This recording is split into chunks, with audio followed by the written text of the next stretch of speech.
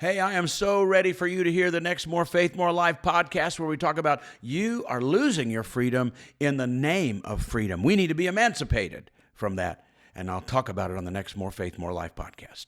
Hello, everybody, and welcome to another More Faith, More Life podcast. Today's a very, very important time for us to talk. We're going to talk about the emancipation of America, or getting your freedoms back, which are being taken away, get this, in the name of freedom. In the name of freedom. The Bible says for freedom, we have been set free. Well, that doesn't mean that you become lawless. That doesn't mean that nobody has any rights. We're free to do whatever we want and we take away the other ones. No, for freedom, that means the freedom to believe, the freedom to walk by the Spirit, and you've been free from that. But that if we become lawless, lawlessness creates destruction. Lawlessness creates bondage. Lawlessness takes away our freedom. Right now, we're experiencing in our country lawlessness and on many fronts, especially the last couple of years. I saw yesterday or on the news, whatever, a major department store again got hit with people just walked in and took everything out. People walk into restaurants or fast food restaurants particularly, and they order food, walk out. They don't pay for it. And people are like, I don't know what to do. We'll call the police. Well, you may or may not get a result. There's the shortage of police. They don't have time to chase somebody that stole a hamburger, right? So our freedoms are under threat now. And so we want to talk about the Emancipation of America, which is one of the chapters, the final chapter, in the booklet, If You Only Knew, which is still free if you want to download or buy it for $77, not $77, buy it for $7, and get this. But the last chapter is called Emancipation, and if you want to get the study guide, you can follow and get the study guide from today, which will give you these things to have in your hand. It's going to be free too. You can download it for free. So I want to talk about that, the Emancipation of America, and emancipation, so that freedoms are not taken away in the name of freedom. How do we understand this? Okay, so let's back up a little bit to the 1920s. And the 1920s may be ancient to you. Fortunately, I didn't live there either, but my grandparents did. It was wild. They're called the Roaring Twenties. And it was wild. Everybody drank. What I studied, it was everybody drank, everybody smoked, everybody partied when work was done. And that went on for a while, but during that time of looser freedoms, financially, things went haywire. They went too far. And by 1929, then the stock market crashes. We go into what's called the Great Depression. My grandparents also went through the Great Depression, and that influenced them, which influenced my parents, which influenced me. I often laugh. When I was a kid, if I asked for a piece of gum, my mother never gave me a piece of gum. She always tore it in half and gave me a half a piece of gum. There's she's holding the whole thing of it, the whole pack, but she had to give a half. And where was that? That was her upbringing during the Great Depression, where you conserved. And conserving's not bad either. And anyway, so in the 1930s then, there was a lot going on. There's lack of jobs everywhere in the world, and the Great Depression, lack of food, soup lines, people looking for work, children selling apples on the street, stuff like that. But it wasn't just here in America. It was around the world, and particularly in Europe then. It hit a country, everybody, but it hit a country called Germany. And Germany had gone about 10 years or more after World War I. And they felt like, particularly someone like Hitler, Adolf Hitler, and some of his team, felt like that they'd been done wrong, that Germany was hit with too much punishment for World War I. And they were demoralized. So he was a patriot as a German and wanted to establish Germany, believing Germans were the ruling race, the main race, and the white race, and so he began to instill propaganda into the people that they had been done wrong and that they'd been treated wrong, and most of the problems went to other people, particularly the Jews. And they'd used that propaganda for 10 years or less. By 1938, it was pretty well instilled, but that the Jews were the problem, other people were the problem, and so if we got rid of the Jews, That's only one of the things he did. But if we got rid of the Jews, then that would solve our problems. So that's how he indoctrinated for many years the people to believe that, and it was propaganda that did not bring them freedom. It promised freedom. If we do this, we'll get that freedom. So we'll take freedom away here, and we'll get freedom for the rest of us over here at this other point. Well, obviously by 1943, I think most Germans, and especially in the leaders, the generals, realized they're going to lose this war, and they lost more freedoms. And the city, Berlin, was destroyed. Unfortunately, so was London, but Berlin was destroyed, and the people paid a high price, now again, worse price, and lost more freedom, including their homes and their cities. And and their reputation, right? And so it didn't work. For freedom, we've been set free, but the wrong kind of freedom takes freedom away, and it doesn't work. Well, today in our country, the same thing. We have propaganda. We have people talking about freedoms. Women and abortion is a great example of that. So women want to have the freedom to have an abortion, and they're saying now that is their right. And so they're saying, well, you're taking my right away, women's rights, if you pass abortion laws that, well, I should say that they can have abortion more. And so they feel like their rights have been taken away. But take that away. Well, what about the rights of an unborn child? What about the rights of a fetus? Do they have any rights? So that's the balance in it. And so they're trying to work it between, but if we could get that a fetus has rights, now, okay, let's set the parameters of that. Okay, but that's an example of that, of what's going on. Freedom of speech is being taken away because they want to take it away that you can't say certain things. You have to say things another way. Excuse me. There was a big thing on the news about someone on an airplane flight, and they didn't apparently use the right pronouns with one of the airline workers, and the airline workers got angry and violent accusations, and actually I think got that person thrown off the plane because they did not use the right pronouns. Okay, so how do we divide that up where you have a right to be called whatever you want to be called, but you cannot force other people to call you what you want? They have a right to freedom of speech. And so today we're losing our freedoms by trying to legislate freedom and trying to legislate language. So you know what? Somebody might not say something you like. Somebody might say something you don't agree with. Okay, but you can't legislate that and make it a law and get people lose their jobs, as we talk about the cancel culture. Some of the comedians are coming back now and fighting that a little bit and trying to say, well, you want to be funny about everything. Do they have the right to be funny?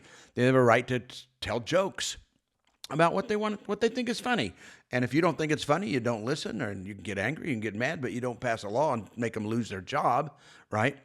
Politicians are under the gun, and pastors and leaders are under it. Like pastors, I know across the country, ours at least, are nervous about what they say. They're afraid to say anything about anything. So the sermons get nominal. They get worthless because we're not able to address the real issues of life and how people live and the decisions that people make. And I'm not one that's going to get up and talk about alternate lifestyles if I can just narrow it down to that, whatever lifestyle. If the people don't ask my opinion, I'm not going to preach. I'm not expecting people that are not Christians to live the way I do. That takes their freedom away. But as a Christian, I should get to live the way I want to. As a Christian, I should get to raise the children, my children or yours if you're a Christian, the way you want to. But they're taking it away and having the government raise your children and force feed us on doctrines, ideas, ideologies that many of us don't agree with. So we don't have a balance there. And so we're trying to pass laws and take over. And that's what happened in pre-World War II then. The Nazi Party did eventually get in. It's an amazing story how they did it, how it happened. But they did, and they took over. They burned books, and you couldn't say things, and you couldn't speak things, and you couldn't share things the way you wanted to. And it was all in the name of freedom. That we're going to be, we have to go this way with this party to maintain our freedom. And so people gave into it because they didn't want to lose their freedom. They didn't want another bondage, and they certainly didn't want another war. But when war came up, it was in the name of freedom. Let's go. We should have the freedom to go take the land that we believe is ultimately or was originally ours. And so they did, and they convinced the people we deserve that freedom to go take this land because it was actually ours in the first place. And that kicked off World War II, which took away what? Everybody's freedom, right? So also in our country too, you know, we have the Emancipation Proclamation, which was 1863, I think, and but it did not take effect until 1865-ish down in Texas, when on June 19th, where we get Juneteenth, then they really got the freedom of slaves in Texas, which helped across the whole country. It didn't force everybody. It took a long time because freedom comes by a change of heart, not by a change of laws. Now, we need laws, and we need to have those to help us, but it's supposed to be the majority rules and tells us what direction we're going to go. And then, you know what? The majority might not agree with me, but I should still have some freedom as a minority to talk the way I want and raise my kids the way I want, spend money the way I want. Right now, the government is hoping to take over our financial institutions with digital money, and so they can tell you when you spend, when you can't spend. If you can take your money out of the bank, they can say no. Even today, they can say no. You can't take, if you have $10,000 in there. Maybe you don't have 10, but let's pretend you do, or maybe you do. Go try to take it out of the bank. Just walk in and say, "I want my $10,000." You're going to hit some obstacles. Some banks you may get it. Others will say, "No, we can't do it. We can only give you 2 today." And you have to come back another day, and maybe you can get another 2, whatever. So a lot of control, and in the name of freedom, in the name of we're going to make it better for us. And so we're losing our freedoms. So we need a revival, a renaissance of freedom without fear that differences will take our freedom away. And at the same time, we need to have a constitution. We need our Supreme Court. Some people are railing against the Supreme Court nowadays. They don't like some of the decisions they make, but that's our balance. The president, we got the executive, we got the government, you know, we got the presidency, and we got our Supreme Court, and all of it kind of balances out to where between everybody doing everything, we can, keep ourselves safe. But we have people who want to control now and take the freedom of the Supreme Court away to do what they're supposed to do. People are finding ways to control the Supreme Court because they don't like the decisions they're making. So they're taking away freedom in the name of freedom. If we limit the Supreme Court and they can't vote on things like we like because they're not voting the way I like, then that will so we'll limit them or we'll add more people like me on it or whatever. And that'll give us more freedom, but that's going to now you're taking the Supreme Court freedom away, which takes my freedom away because I want the Supreme Court. I want the Senate and the presidency and the executive branch and all that to work together, you know, and so in the name of that, so it's very, very tricky time we live in. And people are trying to figure out a lot of confusion. Who's going to be president? Who should run for president? Who has a right to run for president? And who should not run for president? It's a big thing. So, and then on top of it, we have the freedom of other nations wanting to take our freedoms away. And so we have China, and believe me, it's a hard thing because there's a lot of Chinese people that love God as much as I love God. Okay, but their government does not want to be that way and would like to take our freedoms away. North Korea would like to take our freedoms away. Russia, not Russians, but the government of Russia and Putin would like to take our freedoms away. Iran, Iraq, the Middle East conflicts want to take our freedoms away. And not surprising, as it was in the 1930s into the World War II, Iran, Iraq, the Middle East, the terrorist organizations, they don't want just their freedom. They want to annihilate and completely annihilate Jews. They want no Jews, and that's what Hitler did. It's the same spirit, right? We want to get rid of the Jewish people, and so we're going to take their freedoms away, and then we'll have more freedoms. You see, it doesn't work because once you give someone the power to take freedom away, they can take anybody's freedom away. And so now you lose it. So what we need, though, is a renaissance, a revival of faith and integrity. People who walk by faith don't have to take other freedoms away. Because, we may not agree, but people of faith know that God is going to intervene eventually and that the kingdom of God is advancing, whether it looks like it or not. It is going to advance and it's going to prevail. And so we have that by faith. But if you have no faith, then you're like, I don't know what to do. I don't know where to turn to. And you lose your faith. You lose your integrity to where you realize, well, I've got to bully my way through. And we have a lot of bullying going on today, don't we? A lot of times we hear about bullying in school as though it's the worst thing that can happen. What about the bullying on the internet? What about bullying on Facebook and TikTok and whatever? Bullying people and taking their freedom of speech away. I heard about the other day, somebody said they said something, and so I don't know what it was. I don't know which website or whatever it was, but they were taken down. Somebody said, no, you can't say that. And so what do we do with that? Who decides what freedoms of speech we have, rather than just give us freedom of speech and come on, let's live with it. And let's quit blaming everybody else for what we've done to ourselves. And so that's people lose their freedom when they become victims because they've blamed somebody else. Somebody else can do this to you. You lost your freedom. If somebody else can do that to you, you have no freedom.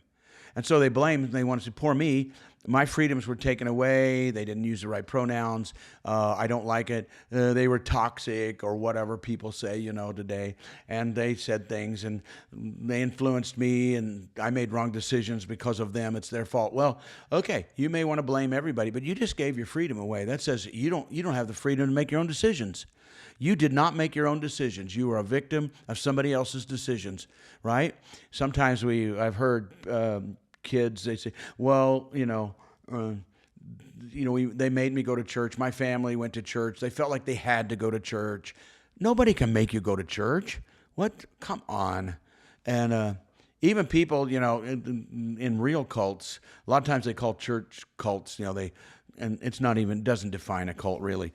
They just, anybody that's got any authority and speaks with any mind at all is a cult leader almost today, because they want to do that to take freedoms away so people will lose their freedom to make up their own mind and say, oh, well, I better listen to this person who says they're a cult rather than listen to what they're saying. But there are some real cults out there, and some people apparently have trouble getting out of them. Or do they? Or they just get convinced to stay. But in most cases, you're losing your freedom when you blame somebody else. That means you didn't have the freedom to make up your own mind. Somebody made up your mind for you. You can walk out of the church, you can walk out of the school, you can take your kids out of school, you can put them in private school, you can homeschool them. If this private school is too expensive, go talk to them. See if there's a way to leverage. Maybe you can get a scholarship or homeschool or do a home co-op, as some people do. You don't have to lose your freedom out in the name of freedom, right? So you're going to lose your freedom as a parent because the school says, we're going to take your freedom away because we know how to educate your kids better than you do. Although they're not educating them in education, they're educating them in morality and ethics now, and what to believe about people and and judgments. Well, that's your job as a parent. But so you're going to lose your freedom in order to give the freedom to the government, right? And so we need to have a revival of integrity, a revival of faith, that you don't worry constantly that somebody's going to take and victimize you. Well, if you're free, a free person can't be victimized, right? That's why we want our freedom. And that's why we have laws that help us keep our freedom. We should be able, as our law says, I don't know whether you believe in gun control and take the guns. Some people say, well, just take the guns away from everybody. Are you kidding me? Is that going to, whose freedom? You're giving gun owners, you're taking their freedom away, but criminals will use a knife. Criminals will use the front of their car to run over people. It may not be as effective, it may not be as quick, but criminals are going to do crime. And besides that, if you studied history, you'd know criminals end up with guns anyway. Why? Because they're criminals. So you take them away from honest people. That's the bad part. If taking away guns would solve the problem of shootings, okay, but it won't solve it. And all you've done is disarm honest people, and criminals don't care, right? As a matter of fact, did you know there were laws in the 1920s and 30s that you couldn't own... police FBI or whatever. Did they have FBI then? They started it anyway. Elliot Ness, the Untouchables, all that.